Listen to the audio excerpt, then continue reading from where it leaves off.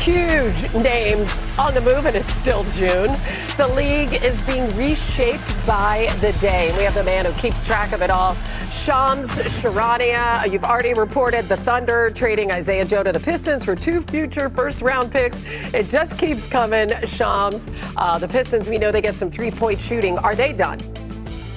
Hannah, one of the biggest Pistons priorities right now in free agency is restricted free agent Jalen Duren. The sides clearly have not come to an agreement yet. It looks like it's going into the free agency period come June 30th and July 1. But in the meantime, the Pistons are scouring the market for players out there. Is there someone like Tyler Hero with the Bucks? Could he become available in the next few days? The Bucks obviously made that big trade with the Miami Heat to get Giannis to Miami. But in the meantime, they're also getting a ton of incoming calls on Tyler Hero, and if the price meets it, they'll have to listen. But in Isaiah Joe, the Pistons are getting one of the best three-point shooters over the last 4 years, a floor spacer next to Cade Cunningham, and the Oklahoma City Thunder. Obviously, they're in a situation where they save a ton of money as well.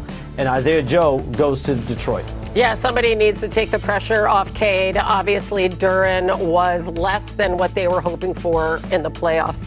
Let's go to the Celtics. Active trade talks. You've been reporting it for days for Jalen Brown. What's the sense of urgency to deal him in the next few days here, Shams?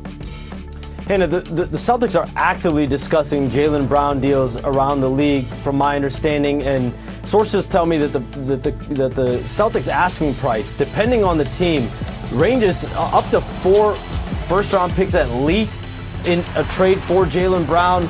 They pursued Giannis. We know about that, and Jalen Brown was involved in those trade talks as well as other first-round pick considerations as well. So clearly, after Jalen Brown won Finals MVP just 2 years ago and was a league finalist for MVP this year, that might have rubbed him the wrong way. And so now they're in a situation with 3 years left on his deal.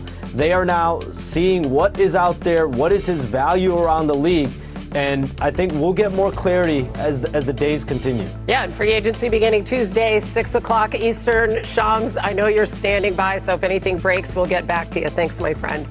All right, if Jalen Brown is moved this offseason, he would become just the 5th player ever traded within 3 seasons of winning Finals MVP. He'd be the first to do so since KD in 2019. By the way, Shaq, he's the only one to go on and win another title with his new team. As we welcome in our esteemed panel, we have Bobby Marks, who must have flown overnight from New York, Chineo Gumake, Danny Green. So psyched to be talking to you guys about everything that has been happening. But first, Bobby, you know he has to keep it real for us.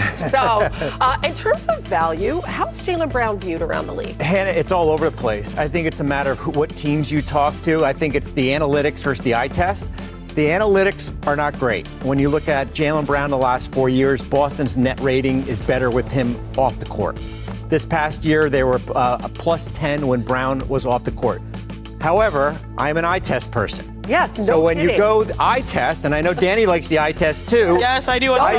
This is what I see. Yeah. Top 10 player in the NBA, 29 years old, in the prime of his career, on a 3-year contract without a player option here, and has played at least 60 games in 4 out of the last 5 years. So you know what you're getting with Jalen Brown.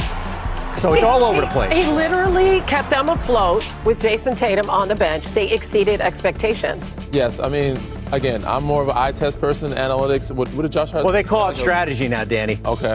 Is that what they call it? It's a fancy name. So yeah. Again, I'm not Josh Hart where I say analytics is like, what does he say? A post that you can lean on, but you can't get you home when you're drunk or something like that. So I think analytics are important, but I'm more of an eye test person. Jalen Brown is a top 10 player in this league. And if you can't get another top 10 player or two top 20 players for him, I think you're losing out. And now Giannis is off the table. What are you looking for? Why are we still dangling this guy out here unless you for sure have a certain U-turn or reroute of a person or pieces that make sense? There are teams that we'll discuss later on, but I just don't see it. Unless somebody else is willing to give up another franchise guy for Boston, why would you break up this duo that has shown that they've been successful over the last 2 or 3 years?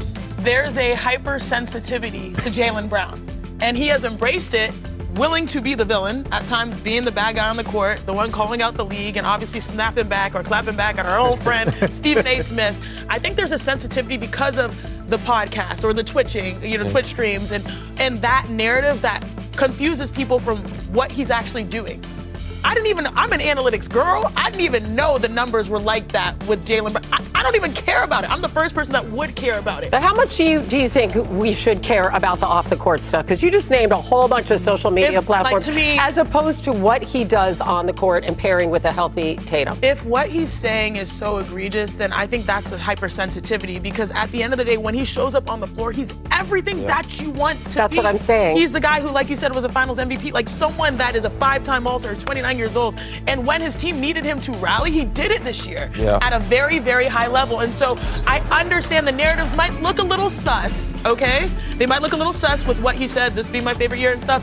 But like, you won a championship with those two together, it must take an act of God, something huge, in my opinion, to break it up. But it seems like the 4 first-round picks is almost like telling us, oh, we'll do it, but you're going to have to give us everything. It just feels like that relationship would have to be so fractured to make this like a done deal where they have to move him.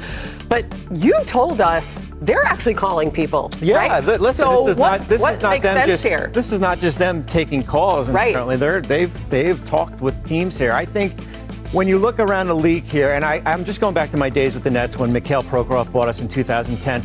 When you have a new owner, they are the ultimate wild card. And Prokhorov that year wanted to go get Carmelo Anthony, and then he wanted to go get. They want a star, and you know who I'm looking at? Portland. Oh, new owner Tom Duncan here. Where the Trailblazers are, they've got draft picks. They've got 5 tradable firsts. You look at young players like Tumani Kamara, Shaden Sharpe. Scoot, if they're looking for that paint presence, is it Donovan Clingan here? They certainly have the salary to go out and make a deal here. And I think Portland's the wild card for the whole summer, not just with Jalen Brown. So I have a question here. Do we think that, because anybody that watches basketball will say this is a guy that you want to value, someone in the prime of their career. Is it more so we understand what Boston is, a personality fit that is just kind of rubbing the wrong way, which means you're open to taking calls? Is that the issue? Or are they leaning on this actual analytics saying, oh, well, technically we were better when he was off the floor? And they're actually calling people themselves. They're not just taking calls. Because the eye test is like, this is a great player, but then on the other side, you're seeing them take calls. I think when you look at it, listen, they were up 3-1 against Philadelphia, and I think when they take a big picture, take a step back, they realize that this roster is not good enough. So how do you address if it's splitting up? I mean, listen, it's hard to do. Yeah. It's hard. Chene, you look at what he did this year. Yeah. As Hannah said, he carried. But to gain elsewhere, maybe is what. It depends on what you value, right? Right, on the other side. All right, let's get to an historic night in the W last night. Toronto's Marina Mabry. Real 6 side. There you go, Danny. There you go. There you go. Bang.